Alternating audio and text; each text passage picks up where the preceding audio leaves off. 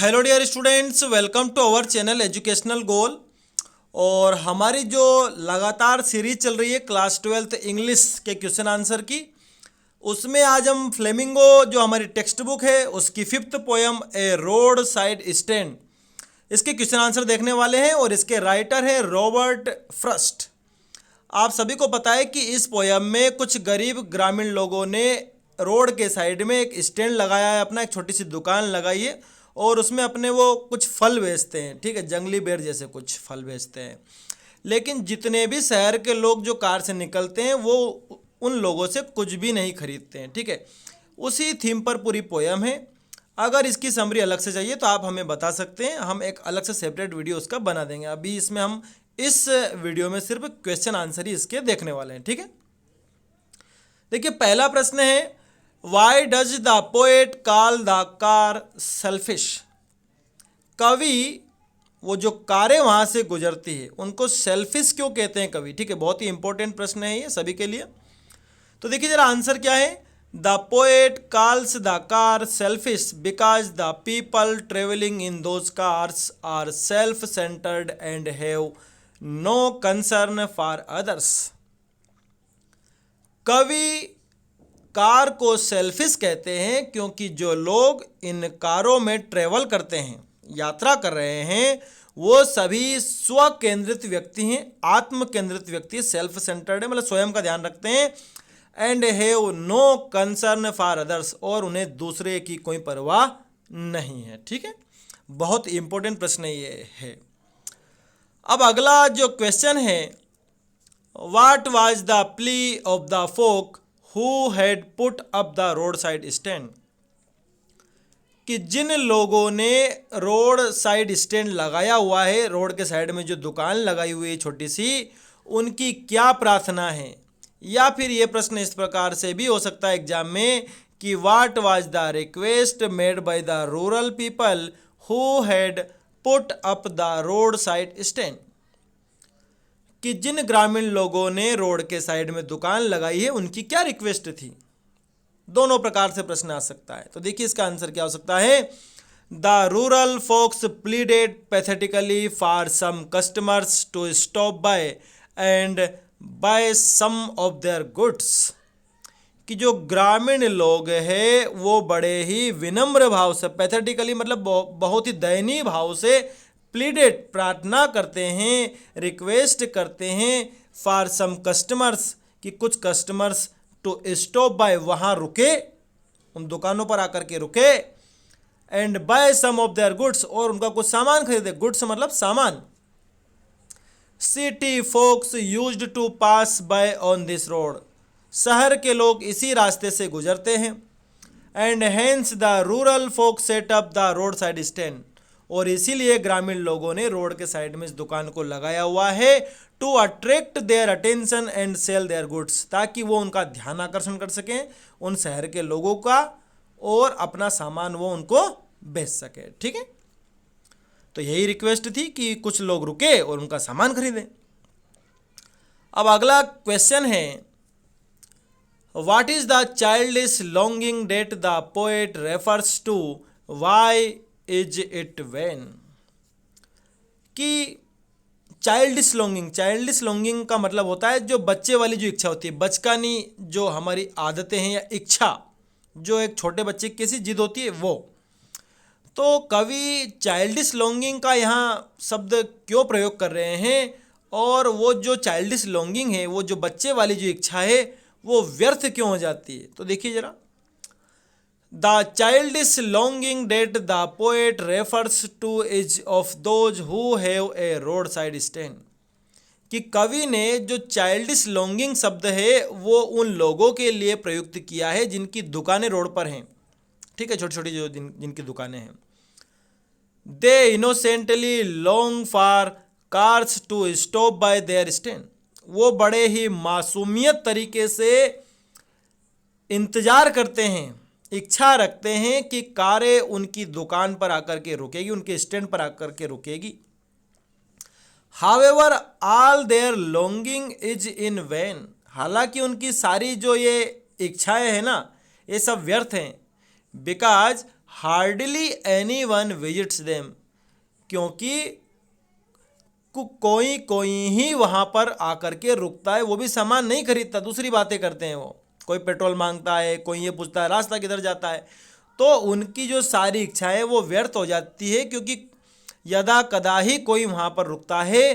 People don't even stop to ask for prices of things, लोग और तो और उन सामानों का भाव पूछने के लिए भी नहीं रुकते हैं। मतलब कोई इसलिए भी नहीं रुकता कि वहाँ आकर के ये पूछ ले कि भाई आपने बेर, ये जो फल है ये कितने के दिए।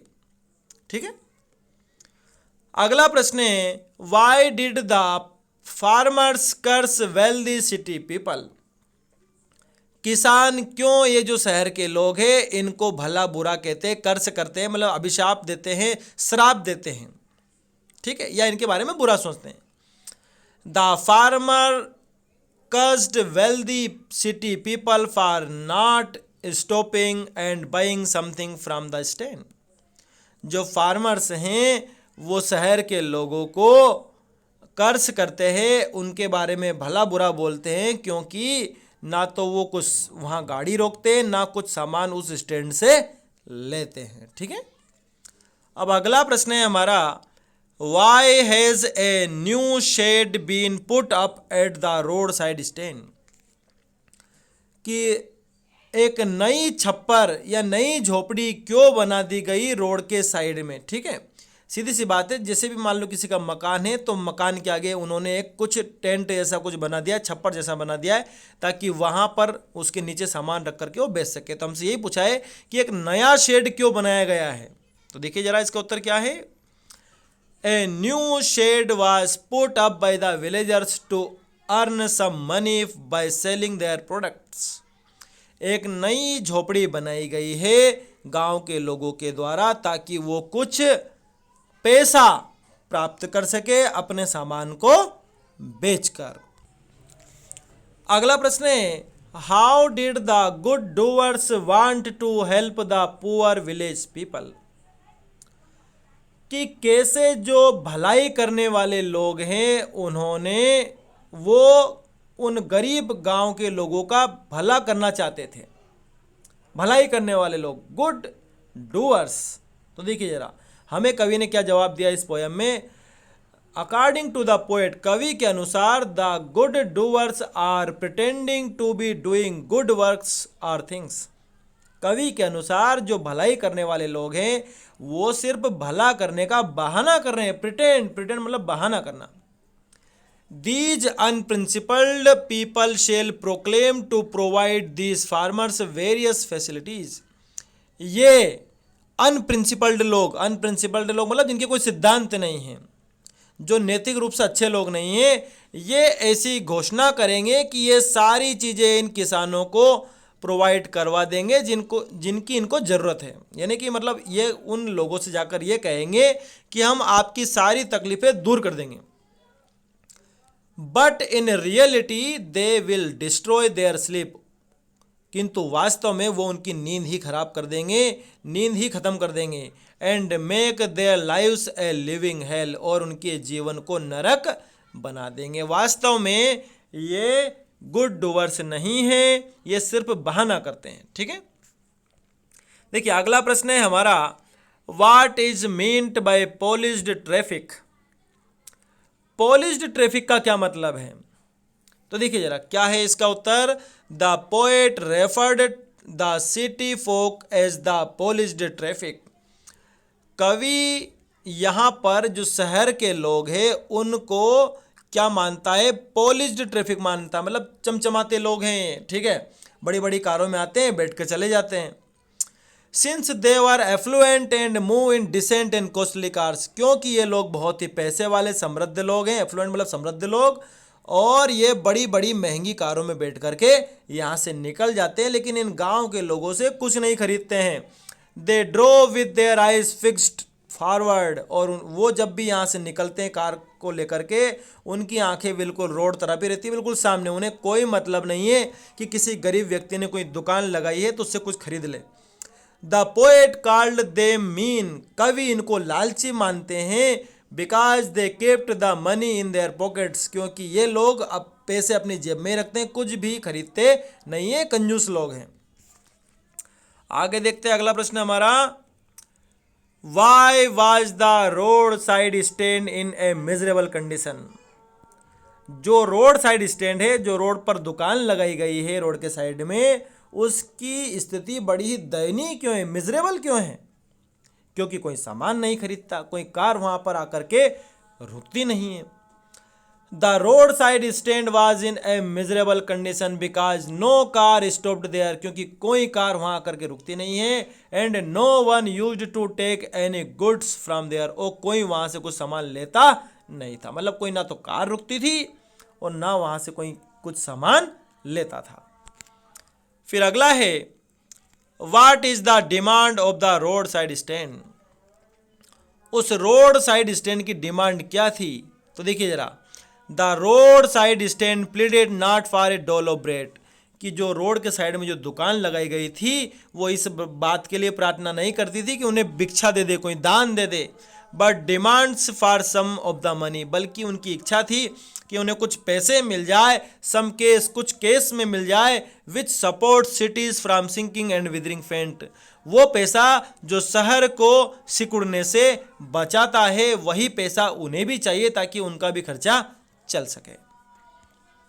अगला प्रश्न है, what attitude does the polished traffic show, कि जो वो पॉलिश्ड ट्रैफिक है वो किस प्रकार का बर्ताव दिखाता है।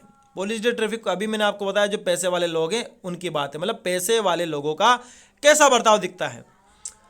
The polished traffic shows the insensitive attitude of the city man for the poor farmers, कि जो पॉलिश्ड ट्रैफिक, ये जो लोग हैं इनका जो नजरिया है बड़ा ही असंवेदनशील है, इनसेंसिटिव है, क्योंकि ये सिटी के लोग हैं। और किन के प्रति नजरिया इनका ऐसा है? उन गरीब फार्मर्स के प्रति। They appear to be polished from outside, ये बाहर से तो बड़े चमकीले दिखते हैं, but their minds do not understand the suffering of the poor people, किंतु इनके दिमाग कभी भी गरीब लोगों की पीड़ा को नहीं समझ पाते हैं। ठीक है, देखिए अगला प्रश्न है, what is sold by the road side sellers, जो रोड के साइड में जिन्होंने दुकान लगा रखी थी वो वहां पर क्या बेचा जाता था? तो देखिए वही जंगली बेर वो बेचते थे। तो देखिए जरा, wild berries in wooden quarts and crooked necked golden squares, मतलब कि जंगली बेर, फलों का रस with silver wards are sold in that road side stand. वहाँ बाहर जो रोड साइड स्टैंड था वहाँ पर जंगली बोर या फिर जो जूस होता है, रस होता है फलों का, वो बेचा जाता था। ठीक है, तो प्रिय विद्यार्थियों, मैं लगातार आपके लिए हर चैप्टर्स के क्वेश्चन आंसर बना रहा हूं। बस आपसे एक ही रिक्वेस्ट है कि अगर आपने वीडियो देख लिया है तो आपको लाइक करना है, साथ में अपने दोस्तों को इस वीडियो को शेयर करना है। Thanks for watching this video.